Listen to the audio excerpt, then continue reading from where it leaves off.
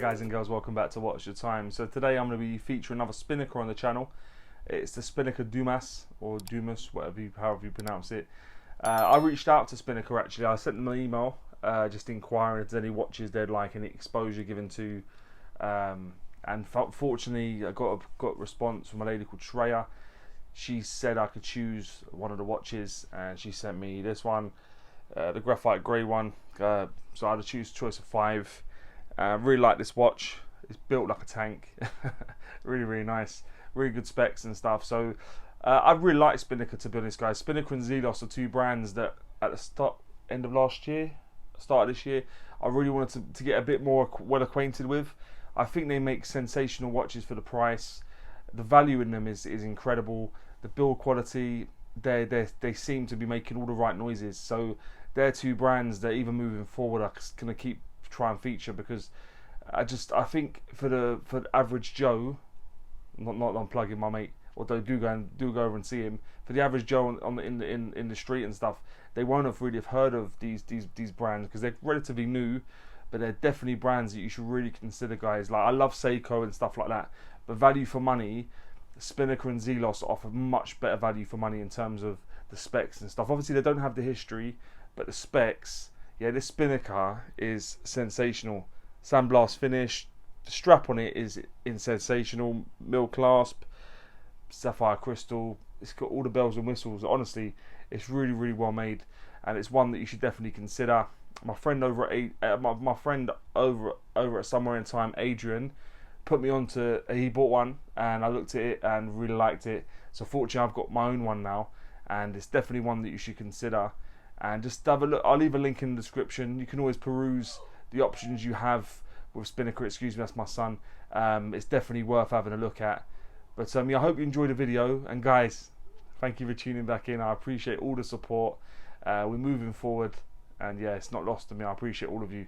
But yeah, without further ado, let's get the camera turned around and get on with it. Alright guys, so this is the watch. As I said in the brief intro, it's the Spinnaker Dumas. I've gone for the graphite grey one. The lady was really nice. She gave me a choice of 5 different watches, but I really fancied the Spinnaker Dumas, as my friend Adrian over at Somewhere in Time has one, different colour variation. But I will leave a link taking you to his channel, so you can obviously see his version of the same watch. The reference number, as you can see, is also on the box. So it's SP-5081-88. Comes in decent packaging. It comes in an outer box, and then inside it comes, with another box. It came with a note as well from the lady. Yeah, she just wrote. I'll let you read it as well. So just says, "Hi Simon, please find your new Spinnaker timepiece enclosed. We're excited to know what you think. Thank you, Shreya," which is a lady, "and Spinnaker team. Much appreciated for the note. It's a nice touch." And yeah, very happy to receive the watch. Very nice. Yeah, this is the packaging that came in. Slightly different to the watch I had when I had this. I got the Spinnaker Cahill. Slightly different packaging, but yeah, all good. Just open it up. And also, sorry, I didn't say on the box. It's got there. It says Spinnaker, for a life beneath, beyond, and beside the sea. So there you go. And this is the watch that I went for. Really nice. As you can see, it's got loads of blue AR coating on it, and I've already sized it for my wrist. I have worn this now for a couple of days. Just wanted to get a feel for it, because like I said, I do simulate unboxings, but also I do wear them prior to reviewing them. I do wear them for at least a couple of days, just so I can have an idea of the things that I think is pants and Pukka. I don't just sort of pluck them out of thin air. So let's get the box and the rest of the packaging out of the way, and then what you're left with is this watch. I think it looks really nice. As I said, the model number is SP-5081-88. Yeah, the graphite grey version. There are a few different other colour variations. I will leave a link in the description taking you to this watch, and with that link you'll also be able to see what other colour variations they have. Inside the watch, it's got an automatic Seiko, bring it up to the camera a little bit more, Seiko NH36, which is day movement. As you can see, they've even sort of signed the rotor a little bit. They put Spinnaker along with the logo.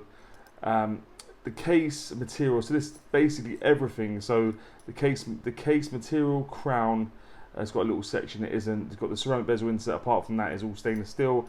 The outer part of the exhibition case back is stainless steel. The Milanese strap and middle clasp and the little catcher that comes with it is all 316L stainless steel.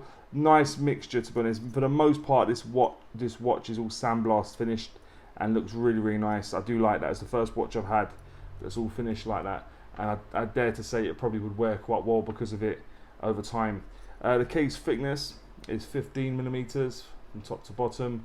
The case diameter from one side to the other side, excluding the crown, is 44mm, and when you include the crown, it's 46.5mm. The lug width from one side to the other is sort of just hidden underneath, but it's 22mm. And the lug to lug, tip to tip, is 48mm. So quite a big watch, but quite compact in terms of the lug to lug, which probably helps. The case back style, as I've already alluded to, as I normally do, is an exhibition case back, and it's screwed down to also help with that water resistance. The bezel type is a ceramic bezel insert on it, and it's 120 click uni-directional. I'll let you have a listen.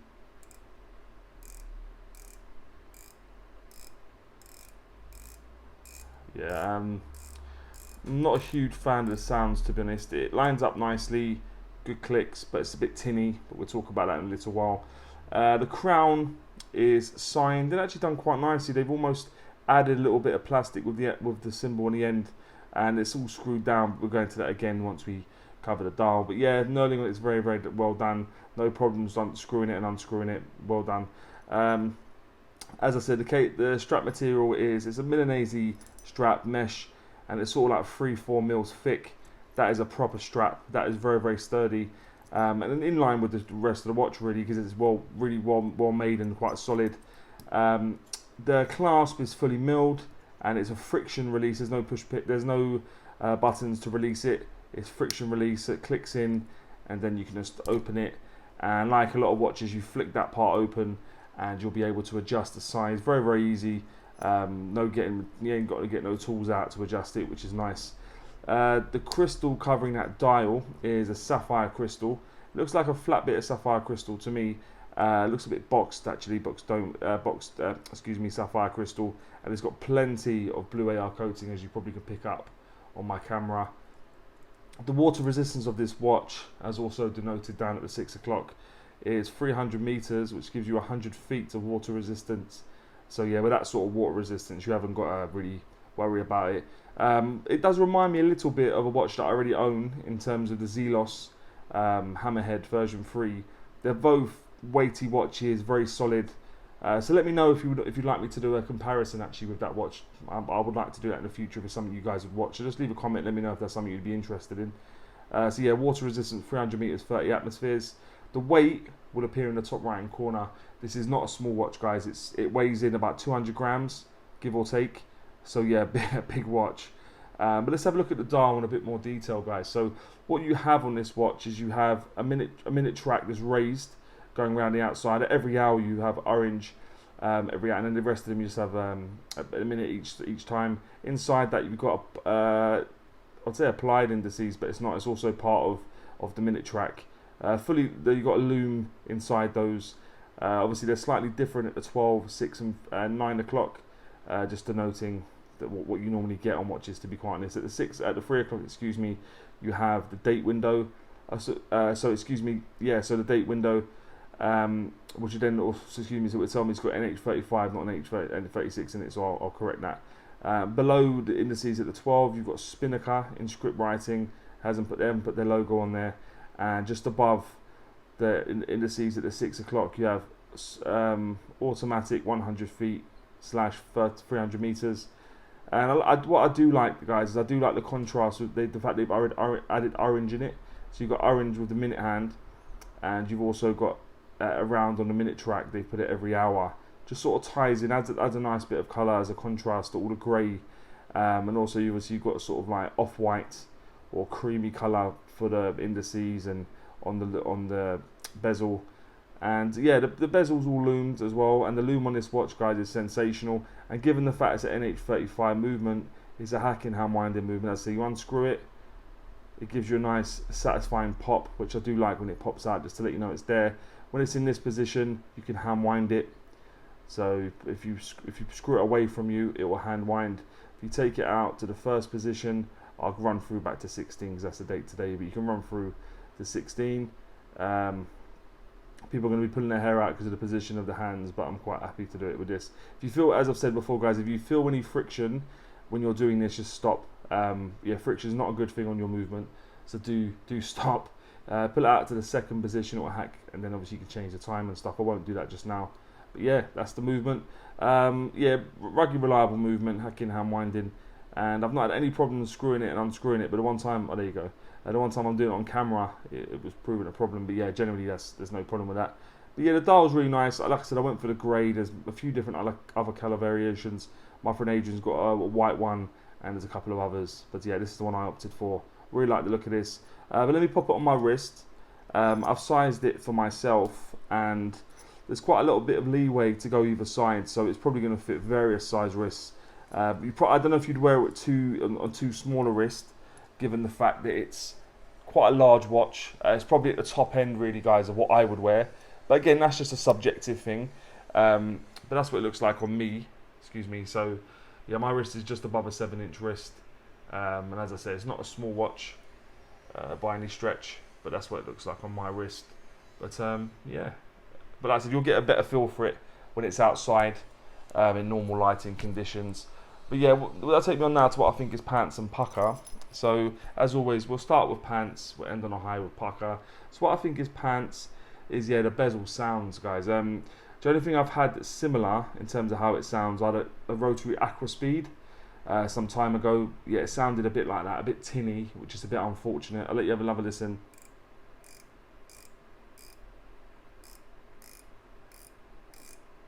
Yeah, I've got to be honest, I'm not blown away with that. Yeah, it sounds a bit tinny, which tinny on the bezel for me is never a good thing, so that's a bit of a shame. And also the bracelet, the catcher on the bracelet, this thing is a nuisance. It just moves around so often, even when you're wearing it. If you have it all done up and you put it in, oftentimes when you wear it, it moves around and it's flat. Yeah, I don't know what they could have done differently, to be honest. But yeah, I probably would have tried something, given the fact it is a bit of a nightmare. But I do appreciate them putting it on there, because with the design it can't be easy. But yeah, I'd go with the bracelet catch. So yeah, they're the two things at the moment. I will do a long-term review of this because I will be keeping it. So yeah, stay tuned, look out for that in a few months' time. But just for the time being, I'll go with the bezel in terms of the sound and the clicks, and the bracelet in terms of the catcher that's holding the bracelet in place when you're wearing it.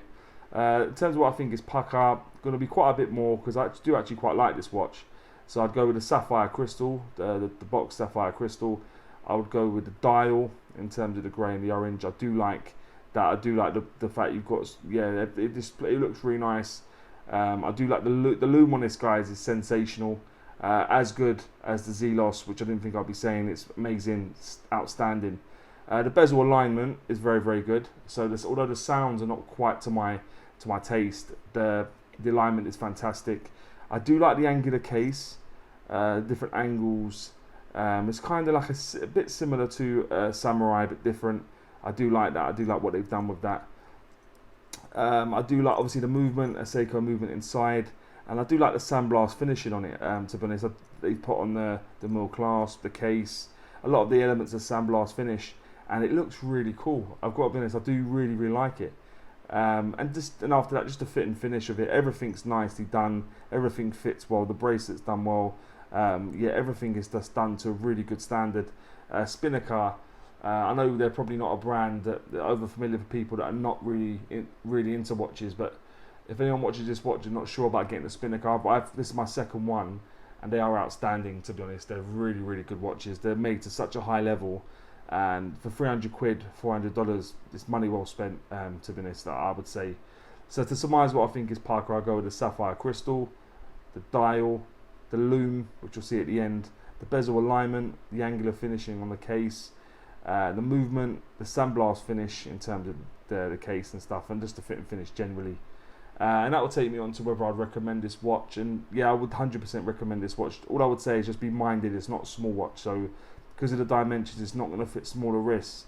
But if you don't mind a bigger watch, or you've got a bigger wrist, definitely pick one of these up, guys. As I said, I'll leave a link in the description. It's not an affiliate link, it will just take you to the watch to make your life that bit easier, and I think this is definitely worth the money. But guys, let me know what you think about this watch, any other watches you may want to see on the channel, and as always say, thank you for tuning back in. And guys, as always say, don't forget to like and subscribe, and always watch the time. Take care, guys, all the best.